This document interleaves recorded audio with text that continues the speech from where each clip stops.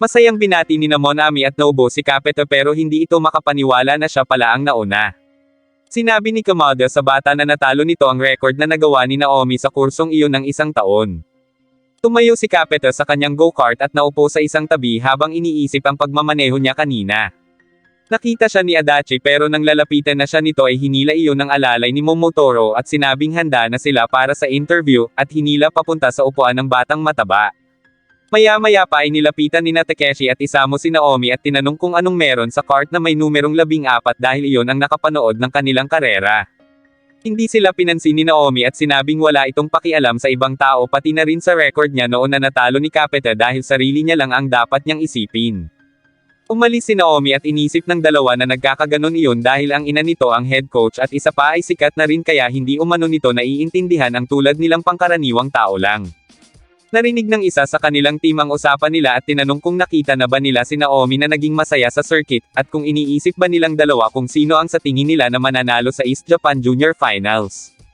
Sumagot ang dalawa na si Naomi na iyon dahil palagi naman iyong nananalo sa bawat karera.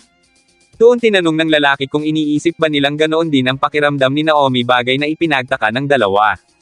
Dagdag pa nito na nung unang beses ni Naomi na lumaban sa East Japan Junior Finals ay may utos na kaagad na dapat manalo iyon sa championship. Pero kahit isipin nila na mananalo nga si Naomi ay wala pa ring katiyakan sa karera. Ang team at mga sponsor ni Naomi ay iniisip na walang dahilan para matalo ang bata kaya mahirap iyon para kay Naomi. Hininga ng lalaki ng paliwanag ang dalawang bata kung paano nila nasasabi na nakuha na ni Naomi ang lahat. Napatanong si Takeshi kung bakit kailangang pilitin pa si Naomi gayong naroon naman siya na pwedeng humalili. Sumagot ang lalaki at sinabing iyon ay dahil sa F1. Sa kabila ng lahat ay ang F1 ang iniisip nyon. Mula sa kart hanggang sa Junior Formula hanggang F3 at ang huli ang F1. Pero walang may alam kung anong klaseng talento ang kailangan para sa F1. 11 anyos pa lang si Naomi ay alam na nito na may libo-libong kart racers na sumusubok para sa 20 upuan ng F1. At sa buong mundo habang umaangat ay bumababa ang numero kaya kapag nanalo si Naomi sa karera ay napapasabi na lang ito na nakaligtas siya ng panibagong araw kesa ang matuwa sa pagkapanalo. Samantala, nakaupo pa rin sa tabi si Capeta at hindi pa rin makapaniwala nang biglang makita niyang parating si Naomi. Nasa isip ni Capeta na natalo niya ang record nito kaya hindi na siya nito dapat maliitin. Lumampas lang iyon sa harapan niya para magpakuha ng litrato. Ipinangako naman ni Capeta na gagalingan niya para hindi na siya balewalain ni Naomi. Inanunsyo na ang pagsisimula ng time trial para sa junior cadet class. Ang lahat ay nakaabang dahil pagkatapos ng unang warm-up run sila ay makikipagkompetensya para sa pinakamahusay na oras at ang kanilang oras ay itatala. Nauna na ang taga-Auto House na si Takeshi at nakakuha iyon ng 31.58 na segundo, sinundan iyon ni Isamo at ng iba pang mga kalahok. Maya-maya ay dumating ang mga kamag-aral ni Capeta upang manood at sumuporta. Sakto ang dating ng mga iyon dahil hindi nagtagal ay sumalang na si Capeta kaya nagsigawan sila para dito. Mataas ang kumpiyansa ni Capeta na mas magiging magaling siya ngayon para ipakita kay Naomi na mas mabilis siya at magugulat na lang iyon. Nagulat ang lalaki nang makuha ni Capeta ang sektor sa loob lang ng 10 segundo kaya posibleng makatapos yun sa loob lang ng 31 segundo. Ninenervyos na si Shich sa magiging resulta habang patuloy na nakasuporta ang mga kaibigan ni Capeta. Sa huling corner ay nagkaroon pa ng konting aberya pero mabuti na lang at nagawa pa rin iyon ni Capeta. Gayunpaman, hindi niya nalampasan ang nangunguna sa listahan. Nasa una at pangalawa sa listahan ang parehong taga-Auto House na sina Takeshi at Isamo, at pangatlo naman si Capeta. Masayang-masaya ang mga kaklase niya na nagpakita ng suporta sa kanya. Pero nagtataka siya dahil hindi napansin ng mga ito ang pagkakamali niya kanina na muntik na naman niyang ikabangga sa harang. Biglang dumating ang boss ni Shich at tinanong si Capeta kung anong problema sa bata dahil napansin nito ang nangyari. Kahit hindi masyadong magaling sa go-kart ay pinayuhan nito si Capeta. Pero mukhang sila lang dalawa ang nagkakaintindihan para kay Shich kaya pinigilan na nito ang boss sa pagsasalita dahil kailangan pa umano nilang maghanda sa finals, bagay na ikinagalit ng matanda. Nakuha ni Capeta ang sinabi ng boss at na-realize ang mga iyon kaya habang nakatitig sa kart ay nagpasalamat ito sa mga taong pumunta doon para sa kanya at sinabing hindi na siya matatalo muli. Bawat kalahok ay may kanya-kanyang paghahanda habang si Shij naman ay nagmumuni-muni habang sinisilap siya ni Monami. Sa isip ni Shij ay kinausap nito ang namayapang ina ni Capeta at ikinwento ang tungkol sa karera ng anak nila, bagay na hindi niya mapaniwalaan hanggang ngayon. Hindi niya akalaing na may ganoong talento ang anak nila hanggang sa napahiling na lang si Shige na sana ay magkasama nilang nakikita ang anak nila. Napansin ni Monami ang pagluha ni Shige at nasabing namimiss nito ang kanyang asawa na namatay nung daycare pa lang si Capeta. Biglang dumating si Minamoto, bagay na ikinainis na naman ng bata. Sinabi ni Minamoto kay Shige na nais niya itong makausap pero dahil nahihiya ay natarante si Shige. Galit na galit naman si Monami sa inaasal ni Shige kaya lumapit ito at sinabing malapit nang magsimula ang final race. Bago umalis ay humarap ang bata kay Minamoto at sinabing hindi sila magpapatalo at sa kaniyaya paalis si Shige.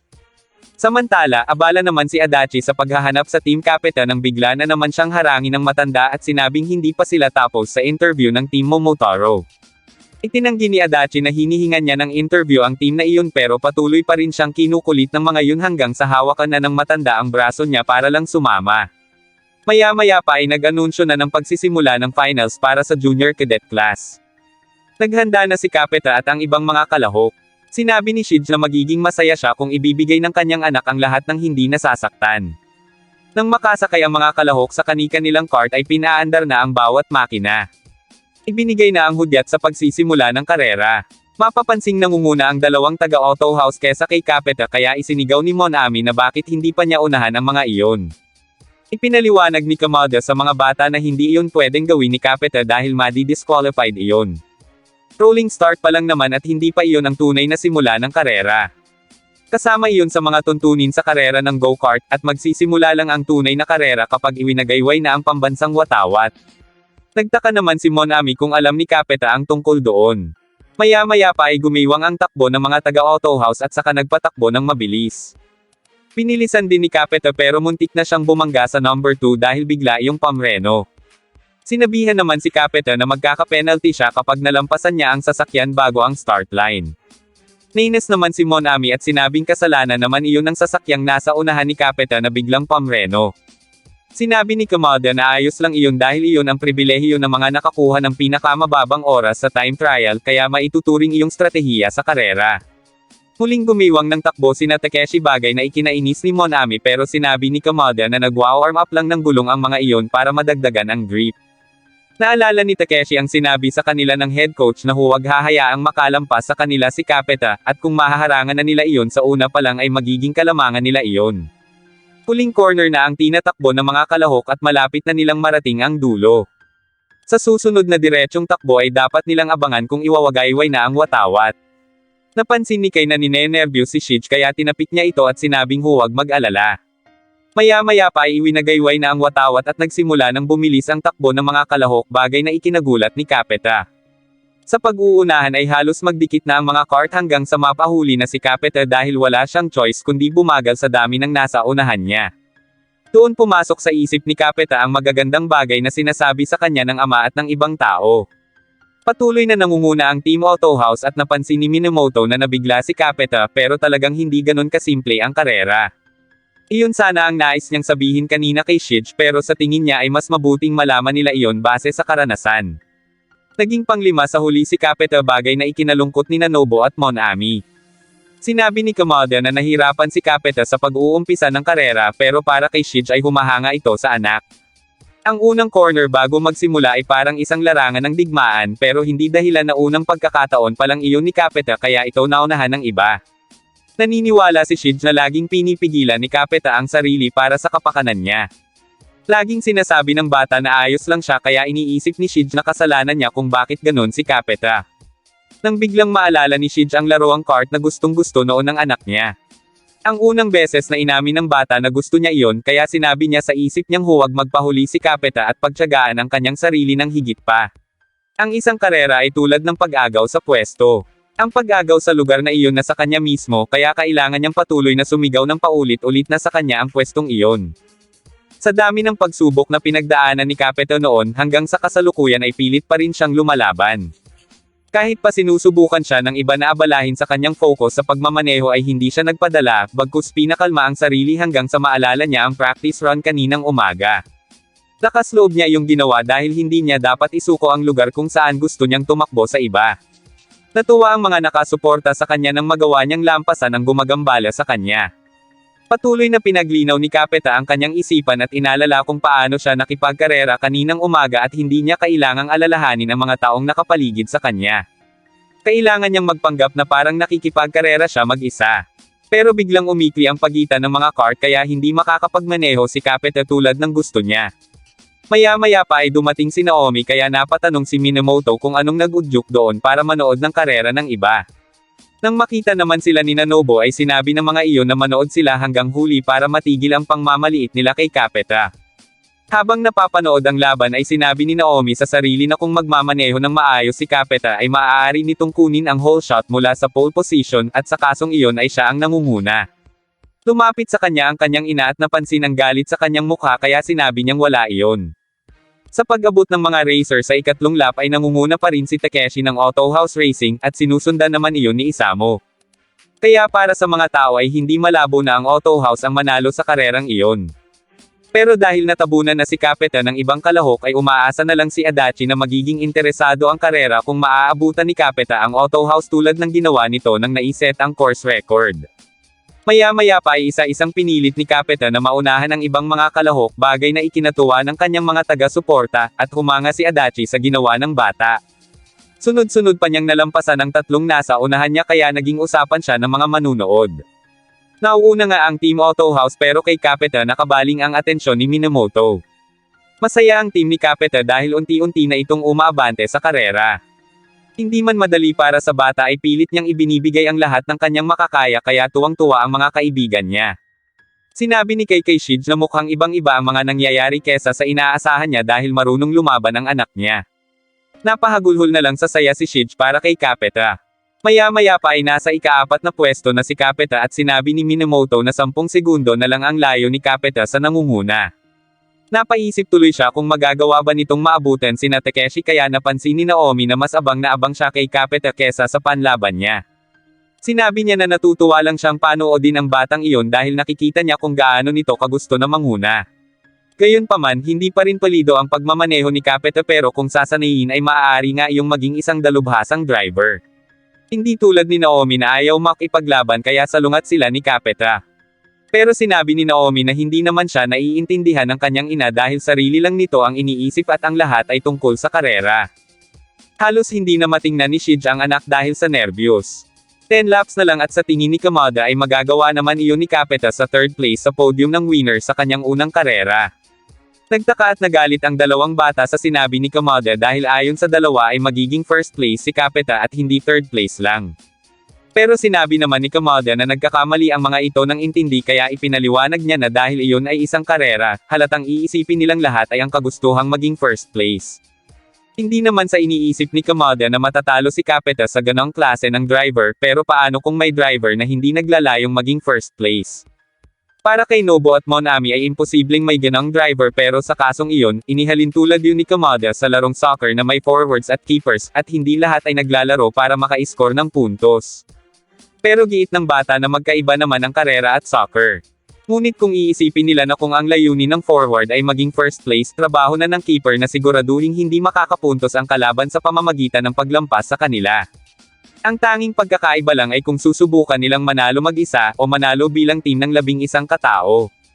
Si Capeta ay mag-isa lang kaya kailangan niyang gawin ang lahat mag-isa, at mahirap iyon para sa kanya dahil wala siyang aasahang maging keeper, kaya kung dalawa lang sana ang kasali sa Team Capeta ay malamang siya na ang nangunguna ngayon. Tulad na lang ng dalawang driver ng Team Auto House na siyang nangunguna at pumapangalawa. Kung maaabutan man iyon ni Capeta ay ganoon ang gagawin ng Team Auto House. Haharanggan si Capeta ng pumapangalawa, at sa puntong iyon ay mas makakalayo ang driver na nangunguna. Hindi pandaraya ang gawaing iyon dahil wala naman sa tuntunin na bawal sumali bilang isang team. Ipinagpilitan ni Monami na mauunahan ni Capeta ang pangalawa pero ayon kay Kamada ay hindi malulusutan ni Capeta ang driver na nakakonsentrate lang para mangharang at masaya na maging pangalawa lang. Ang malala pa ay kapag sinadyang bagalan ng nanghaharang ang takbo para makalayo ang nangunguna. Dahil doon nang inag sa galit si Monami at nagwala sa harap ni Kamada. Talagang magaling ang team ni Minamoto at malaki ang pagkakaiba ng team nila kesa doon. Napatingin na lang si Shige sa babae at naalala ang alok niyo noon kay Capeta.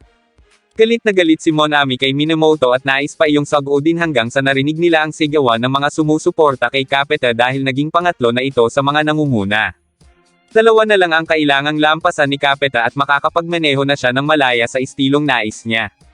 Kumpiyansa si Takeshi na hindi sila mauunahan ni Capeta at pinaalalahanan nito si Isamo na gawin ng mabuti ang trabaho nito. Hindi na makadaan ng maayos si Takeshi dahil nasa unahan niya na ang mga nahuhuling kalahok kaya itinaas na ang asol na bandila bilang tanda na dapat silang magbigay daan sa nangunguna. Inis na si Takeshi dahil hindi siya binibigyang daan ng mga iyon nang biglang magsigawan ang mga tao pero hindi sa kanya nakatingin ang mga iyon kaya naisip niyang nasa likod niya na si Capeta. Maya-maya pa ay inanunsyo na ang siyam na sasakyang nalampasan ni Capeta at ngayon ay si Takeshi na lang ang kailangan nitong lampasan. Halos lahat ay kay Capeta na nakasuporta na parang siya ang sikat at hindi ang Auto House. Pero para kay Minamoto ay pagsisisihin niya si Capeta sa hindi pagsali sa Auto House. Nagsigawan ng mga tao nang mas bumilis pa si Takeshi at 5 laps na lang ang natitira. Ngunit naniniwala pa rin si Capeta na malalampasan niya si Takeshi. Na-realize naman ni Isamo na tama nga ang sinabi ng coach nila na mabagal si Capeta sa una pero umaarangkada ito kapag patapos na. Huling nauna si Isamo kaya nadismaya si Nobo dahil inakala nilang malalampasan na ni Capeta ang nangunguna. Pero maya-maya pa ay naguluhan na si Isamo dahil kahit hinaharangan niya ang linya ni Capeta ay hindi naman niya mahuli ang timing ng throttle nito. 3 laps na lang kaya kailangan ng mauna ni Capeta pero para kay Minami ay nasa kanilang team ang tagumpay. Patuloy na nag-concentrate si Isamo sa galaw ni Capeta. Muling inanunsyo ang bilis ng takbo ng mga ito at nagulat sina Minamoto nang marinig na si Isamo na ang pinakamabilis at hindi na si Takeshi. Hindi sila makapaniwala na si Isamo na may limit na 31.06 na segundo ay nagkaroon ng ganong oras sa finals. Inisip ng lalaki na kailangang bagalan ni Isamo pero pag ginawa iyon ni Isamo ay hindi na nito mahaharangan pa si Capeta. Huling 2 laps na lang kaya sinabi ni Isamo kay Takeshi na mas bilasan pa nito. Naiinis si Capeta dahil malapit nang matapos ang karera kaya naisip niyang kung hindi sana siya nagkaaberya kanina at kung hindi iyon nangyari ay kanina pa sana siyang nangunguna pero mataas ang fighting spirit ng bata at ayaw magpatalo.